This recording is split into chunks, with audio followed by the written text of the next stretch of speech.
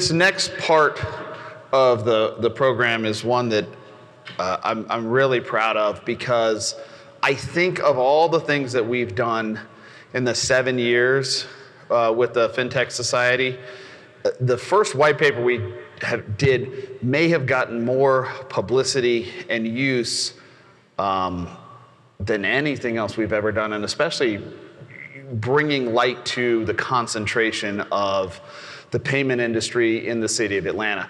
You've heard a number of folks rattle off, and we've seen it in the Wall Street Journal, and we hear it on the radio, about the 70% of the credit card volume globally touching a company headquartered in the state of Georgia. That came as an output from the first white paper we did.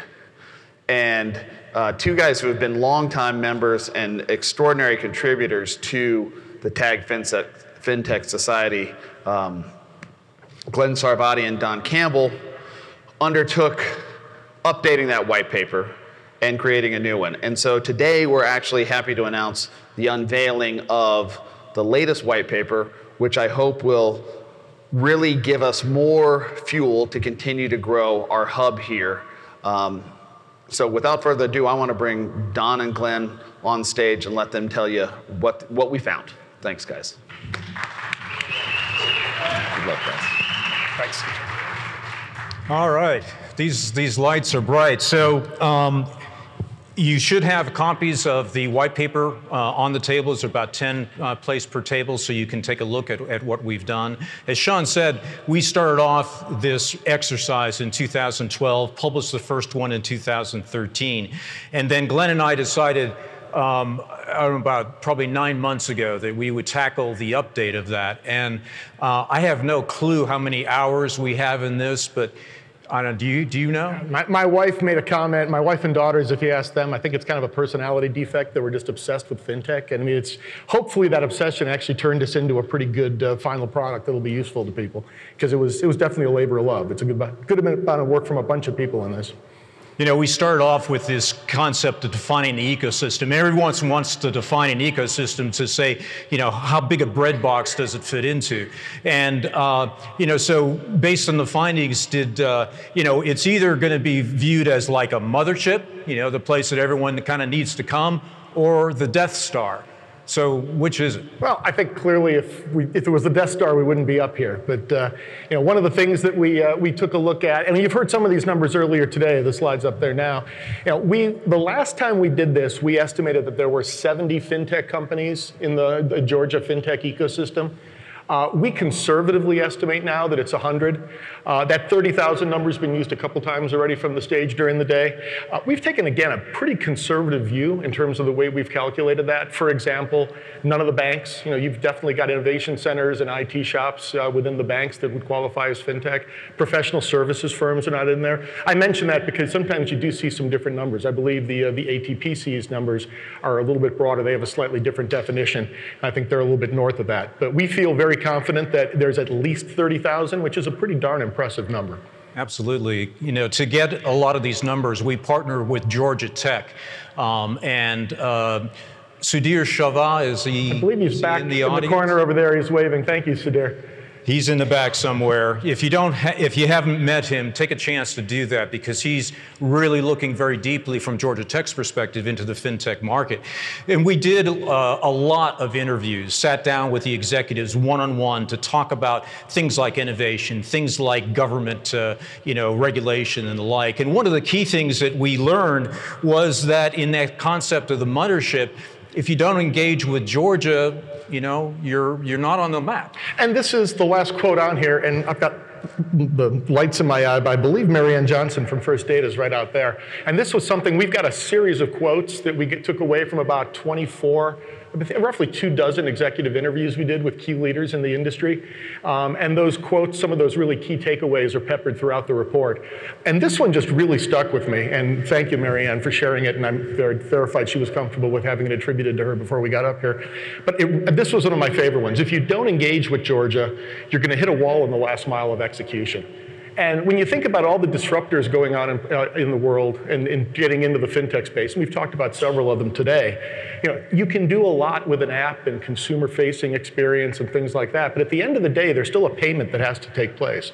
And virtually every one of those apps to this day is still riding on existing payment rails.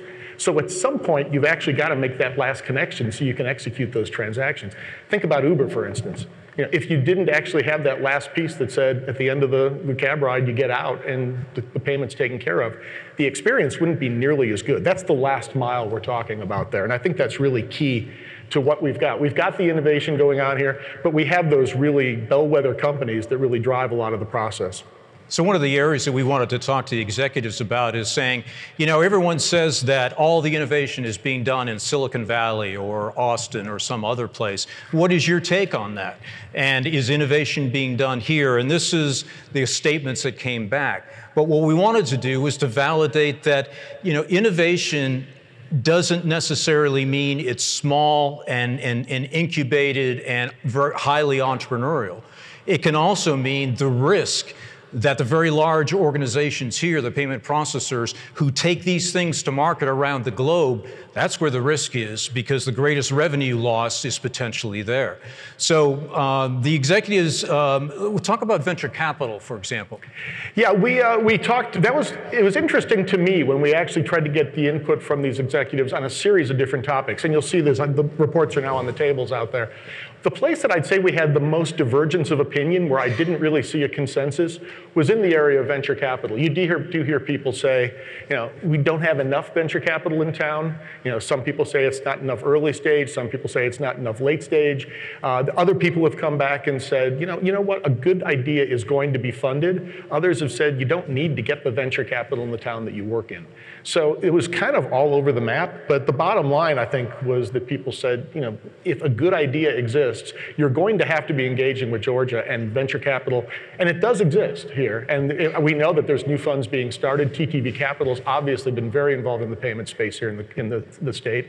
So it really is not an impediment, but it's getting even more readily available as well. We talked to one banking executive who said, we asked the question about, are there any VCs? He said, well, you should come by here sometime and see the steady stream of venture capitalists who are coming through my office to ask me questions about what's going on. So while they may not be here physically, certainly they're reaching out to, to understand the marketplace. Actually, I just went ahead to the slide that we were talking about. That we kind of touched on a few of those things. That first one in the top left corner, there's innovations that come from small companies, and the ones that people really talk about tend to be the ones that are consumer facing. Those are the ones that get the press. Innovations that actually speed up the process behind the scenes are every bit as important, and that's a lot of probably what we see here. They don't get the headlines, but again, they're essential innovations. And some of those take place in large companies, some of them take place in startups, others are small companies that get acquired and brought into these larger firms. So one of the things we did in our research was we partnered with Georgia Tech. In addition to analyzing the statistics, we had a great young intern from Georgia Tech from Sudhir's organization and took all the publicly held companies and kind of tore them down. When you look at the statistics in the report, you're going to find that maybe they seem a little bit smaller. For example, is there 30,000 or more employees? It's hard to say because the organizations generally don't break down how many employees they have in Georgia as opposed to Arkansas as opposed to New York. So some of those numbers are difficult to come up with. But so talk about the speed of the transaction and the platforms that exist here to run that speed. Lower left. Oh, don't go. Which one are you referring to here? Yeah, the lower left one. Nope. I'll get there. Go back to the quotes. There we go. And the key here, again, in terms of one of the quotes, and again, I can't see, but Joe Kleinwachter had a couple of very good quotes for a Chief Innovation Officer at WorldPay. And speed in the financial chain, and the key here is speed with trust. You put those two together, and we've, a lot of security obviously is, paramount in the minds of a lot of people. That to us is the winning equation, and we heard that from several people, but I think Joe enunciated it best. If you can get speed and trust together in the equation, that's a pretty powerful winning play. So at the end of the day, if we were to do a State of the Union of the ecosystem, we would say, and if you spoke to Wayne Johnson at Raymond James, who also participated in this research study, so we had a great source of data. And what he'd say is, operating profits, good. Growth year over year, good. We're talking publicly held companies now. And there's nothing that, from his perspective, that he can see that is inherently wrong with the environment.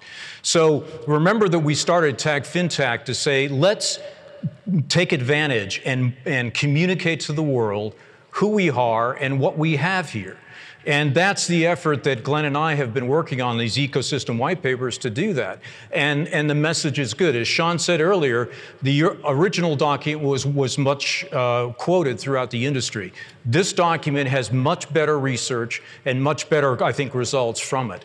We took a broader, more ambitious approach, is what I'd say, is what we really wanted to do is really tap into the culture of innovation that's existing here in Atlanta and in the Georgia space. And again, as you see from this slide, we did, as we said, talk to about 24 executives. We also have, and hopefully several of you have participated in the online survey that we conducted last fall, and that data is also populating the overall report. And then, as you said, the interns work around Raymond James. So I think we've got a really good combination of qualitative and quantitative data that I think paints a very compelling picture of our space. And so as Sean said, we do a lot of our own independent research. A couple of years ago, I did something on the whole big data area, and that was in 2014. And what we basically found was there's not a lot going on in big data in the big transaction processing groups here. But they all promised by 2020 that there would be. This year, in the middle to the end of 2016, we're going to come back, interview again, and every 2 years, we're going to measure the progress that's being made in the area of big data. I think our time is up. Yeah, just a couple of quick things. We could talk about this for a lot longer, and we actually plan to, because we're going to do a lunch and learn on this topic in late May. There's a mention of it in the agenda. So if you're interested in understanding more, Trevor Williams is here from Global Atlanta. They've done a similar, I see him waving there. They've done a similar report that actually covers a lot of the legacy and looks back historically on how we got to where we are today.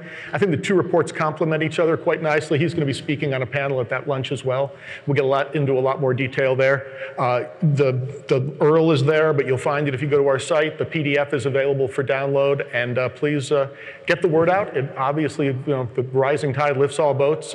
Make sure it gets circulated through your organizations, and we're happy to answer any questions. And many, many thanks to the sponsors that you see up on the screen right now, who all provided both a combination of funding as well as access to their executives to do these interviews. Hope you enjoy the white paper. Thank you.